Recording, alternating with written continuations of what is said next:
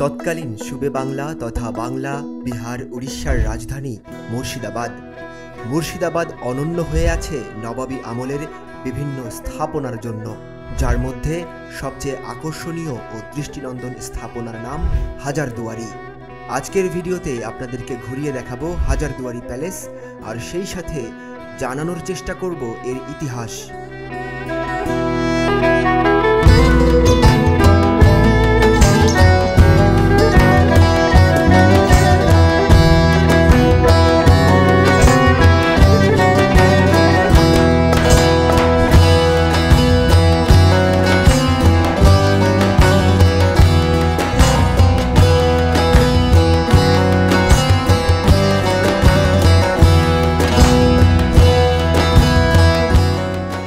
প্রতি সোমবার সন্ধ্যা 6:30টায় প্রকাশিত হচ্ছে আমার নতুন ভিডিও।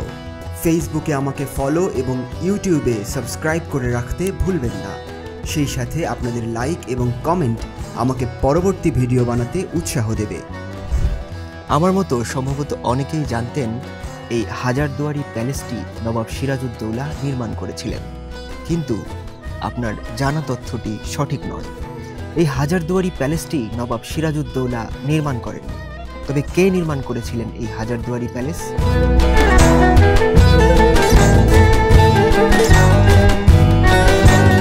জানা যায় এই হাজারদুয়ারি প্যালেস নির্মাণ করেছিলেন নবাব নাজিম হুমায়ুন ঝা, যার প্রকৃত নাম দ্বিতীয় মোবারক আলী খান।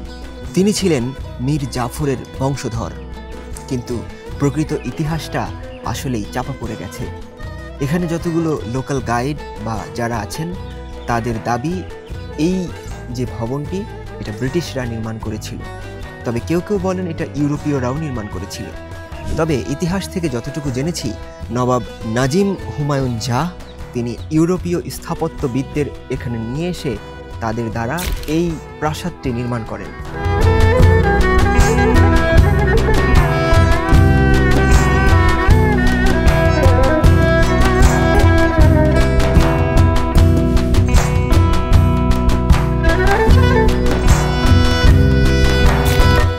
প্রায় 41 একর জায়গার উপর দাঁড়িয়ে আছে এই হাজারদুয়ারি প্যালেসটি। নবাব নাজিম হুমায়ুন ঝা 1829 সালে এই প্রাসাদটির ভিত্তিপ্রস্তর স্থাপন করেন, আর 1837 সালে সম্পন্ন হয় এই হাজারদুয়ারি প্যালেসের নির্মাণ কাজ। এইখানে 1000টি দরজা আছে বলে এটাকে মানুষ হাজারদুয়ারি বলে ডাকেন। যদিও 1000টি দরজার মধ্যে 900টি দরজা প্রকৃত এবং বাকি 100টি দরজা ফেক দরজা।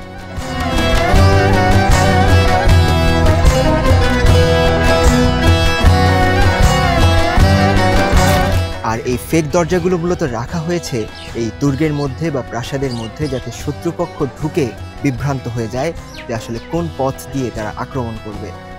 এই হাজারদুয়ারি এবং তার আশপাশে বেশ কিছু স্থাপত্য আছে, যেমন পাশেই আছে মদিনা মসজিদ, আছে সামনে ইমামবাড়া। এই সব কিছু মিলে একসাথে এই গোটা এরিয়াটাকে বলা হয় কিল্লা নিজামত।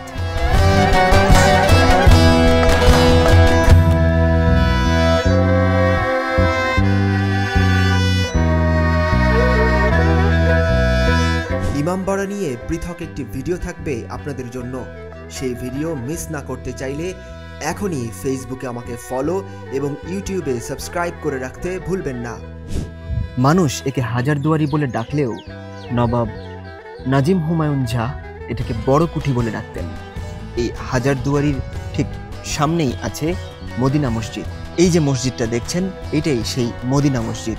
স্থানীয় লোকাল গাইড যারা আছেন তারা বলছেন এই মদিনা মসজিদটি নাকি নবাব সিরাজউদ্দৌলা নির্মাণ করেছিলেন, কিন্তু এর সপক্ষে তেমন কোনো যুক্তি বা প্রমাণ এখনো পর্যন্ত আমি দেখতে পাইনি।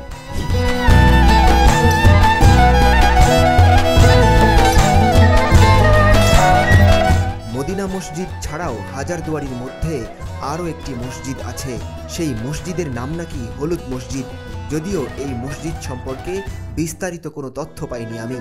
এছাড়াও আছে একটি ক্লক টাওয়ার, যা এই চত্বরের নান্দনিকতা আরও বাড়িয়ে তুলেছে। তবে আমার কাছে আশ্চর্য লেগেছে মসজিদগুলো আর ইমামবাড়ার কোনো সংস্কার হয়নি।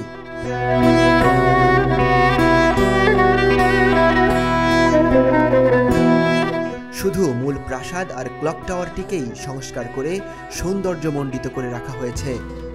হাজারদুয়ারি প্যালেসের ভিতরে আছে এক বিশাল সংগ্রহশালা। নবাবী আমলের বিভিন্ন জিনিসপত্র, দলিল, দস্তাবেজ সবই আছে এই প্রাসাদটির মধ্যে।